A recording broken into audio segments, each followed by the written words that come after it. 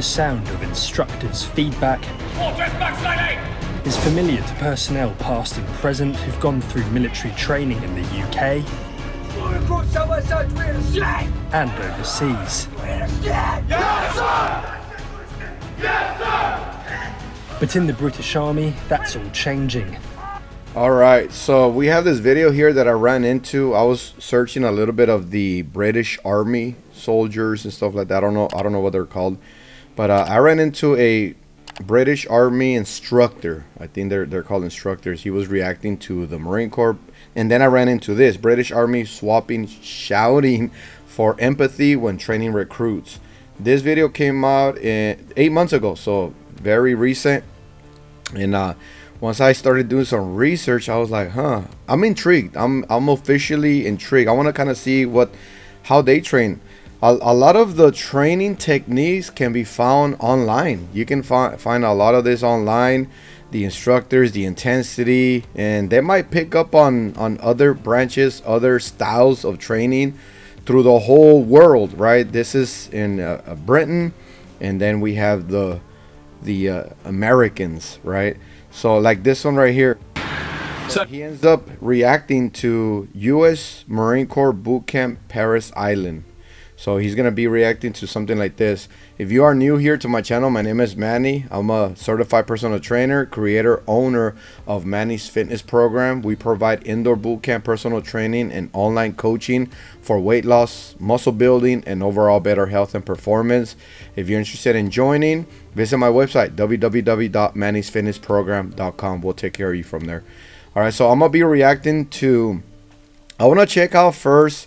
It came out 8 months ago. All right. And by the way, if you are new here as well, I was actually in the Marine Corps myself. I served in overseas in Operation Iraqi Freedom in 2005. I was a martial arts instructor there, and my last billet in the Marine Corps was a drill instructor in MCRD San Diego. All right, so let's get into it. Let's check this one out right here.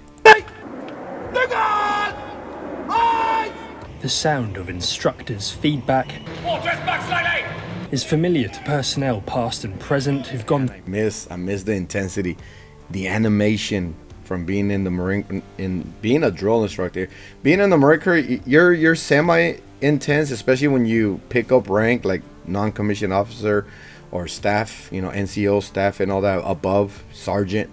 When you pick up NCO, but even before, you're a Lance Corporal, you have seniority over the PFCs, right? And then so on and so on.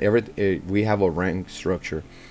But man, in the drill field, now that's amazing, crazy intense. It's awesome. The intensity, I loved it. That's exactly what I was looking for when I went to drill instructor school. Through military training in the UK and overseas. But in the British Army, that's all changing. They say that it's all changing. So the British Army were as intense as the Marine Corps, I'm guessing. I'm gonna be looking for some other videos, but hey, if you have a video you want to show me, let me know in the comment section. Okay, I'll check it out. I'll do a reaction video on it, and also I'll give you a shout out. And so I guess they're kind of dulling it down a little bit. We're gonna listen to it for a little bit, and I'm gonna give you my advice and opinion on why we shouldn't lower down our standards or having it to that level of intensity. You've probably seen some of my other reaction videos on this topic, and I've always said we want it intense here in the States. That way when we go overseas, we're able to handle ourselves under pressure, because over there, boom, you cross the wire, it's on, right? Mortars are everywhere, IEDs are everywhere, so on and so on, right? So you want to be able to focus and be able to work under pressure, and that's what getting you out of your comfort zone, keeping you intense, and being able to execute a command of execution under pressure. Yeah, it's not quite like Bad Lads Army anymore. It's very different. The instructors actually go through a two-part training before they even come here. So they've got their AITC, which is a long course where they get all their prerequisite qualifications. Then they've got their DTC, which allows them to teach competently and confidently in front of the recruits.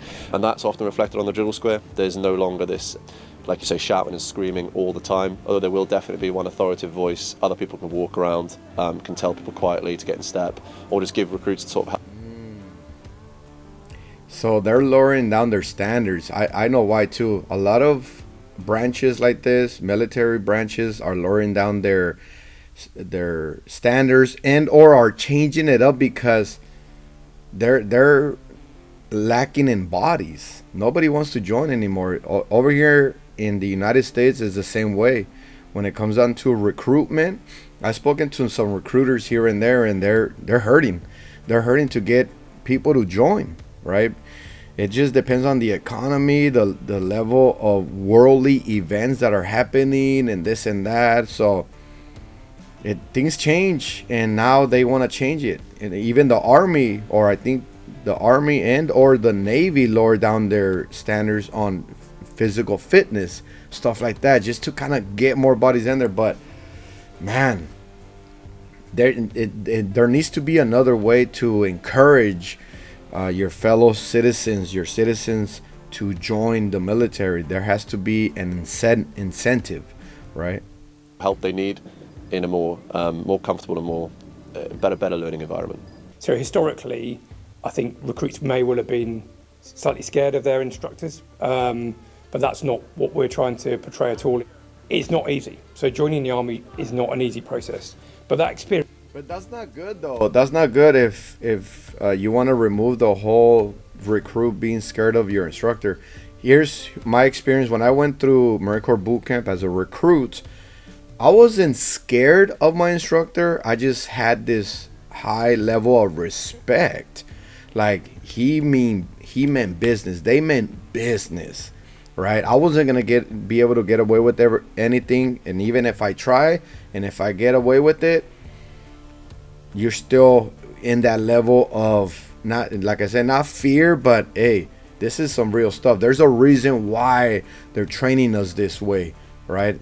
Trust them. The trust comes a long ways, right? A level of respect that almost looks like fear, but it's more respect than just fear. Experience should not be something that people don't enjoy. The Army's evolving. The climate and culture that we're trying to inculcate in basic training is one of which is investing in the recruit. We're not trying to get rid of people by any shape or form. We're trying to develop people and make them into soldiers. If they're here, they're clearly suitable. So what's the filter process, right? You grab this bunch of kids and you want to filter them, because not everybody can be a soldier, a Marine, right? Not everybody should be there, because we got war coming. We have, the defense or offense, right? Whatever it is gonna pop off. You don't want anybody weak-minded or in the level of being weak physically as well, right? If it's gonna come down to the individual, because you can say like, well, it doesn't matter where this person is at, if they want to or not, I'm gonna make them into an awesome soldier or Marine, right? They gotta be willing. They also gotta be willing, because if you put all your effort into somebody and they're still not willing, it's not gonna work.